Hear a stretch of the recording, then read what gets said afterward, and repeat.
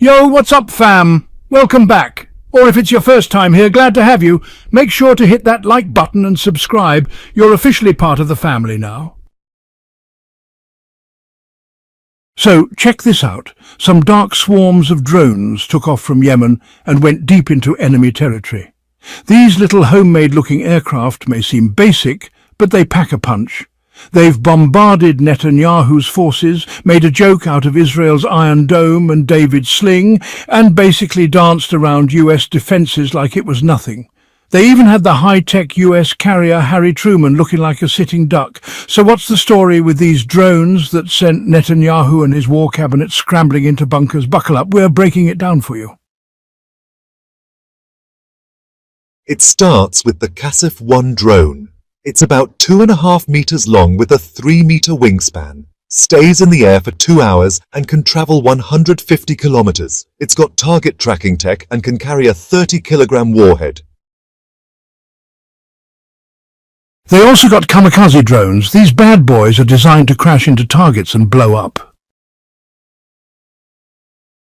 One of the most dangerous is the Samad 2, which has a range of about 1,000 kilometers. The Arab coalition says they've shot some of these down while they were trying to hit targets in Saudi Arabia. These are likely the same ones that smacked Aramco facilities more than once. Next up, Samad 3, another suicide drone, but with longer range up to 1,700 kilometers.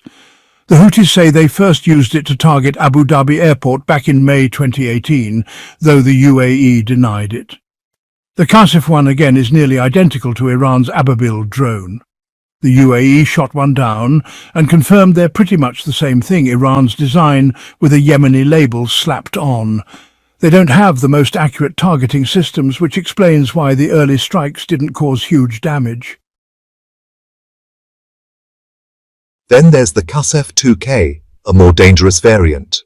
It can fly for almost 4 hours with a 150-kilometer range and a 30-kilogram explosive payload.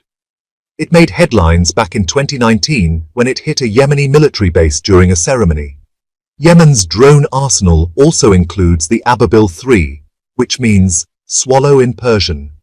It's got guided smart bombs, flies up to 250 kilometers at 15,000 feet, and cruises at 200 kilometers per hour. It can stay in the air for 4 hours, powered by a gas engine that can run for 8 hours straight. Bottom line, these drones may look cheap, but they're effective. Especially when they're used in what's called the death swarm tactic.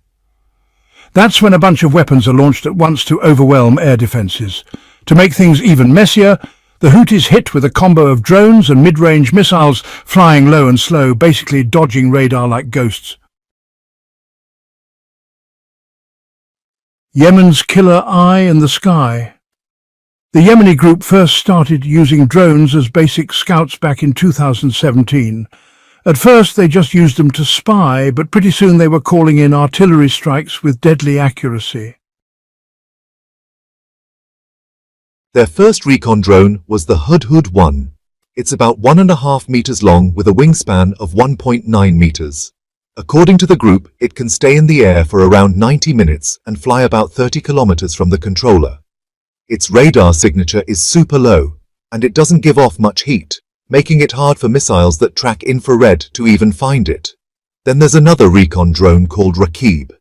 It's a bit smaller, about 1 meter long with a 1.4 meter wingspan, and also flies for 90 minutes, though it maxes out at 15 kilometers range.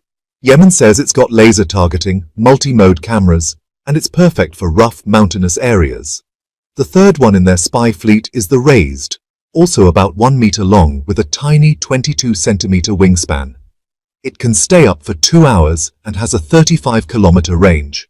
It's apparently got mapping and geo-survey tools for terrain scanning.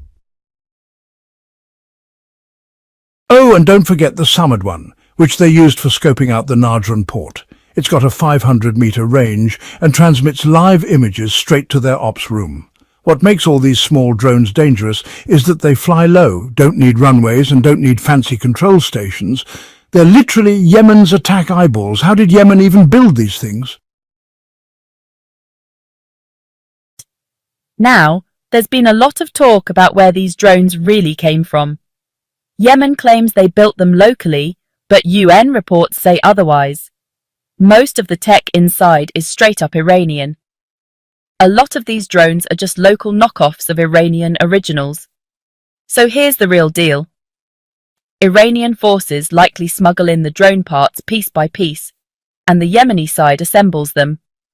They beef them up with commercial drone engines, wires, cheap GPS systems, and basic cameras. This way, Yemen can launch attacks for dirt cheap. The drones are programmed to follow GPS waypoints and fly themselves to the target. And the Houthis, who got slapped with a terrorist label by Trump, don't always aim to hit their targets directly. Sometimes just blowing up mid-air near a target does the job with shrapnel and damage. And if a US missile tries to take out one of these drones, it's got to be real early in the flight, before the drone gets close. Otherwise, the explosion itself still causes chaos. Loaded for destruction. American drone warfare analysts say the Yemeni group loads their drones with a ton of explosives, enough to make sure they do serious damage. They even use Google Maps to lock in on their targets with scary precision. So, can Yemen's drones beat Trump and Xi's forces? That's the million-dollar question. Let us know what you think down in the comments. Thanks a ton for watching, fam. Don't forget to hit that subscribe button and smash that notification bell so you never miss a drop. Here at X News, we're all about giving you the real, unfiltered facts. Catch you in the next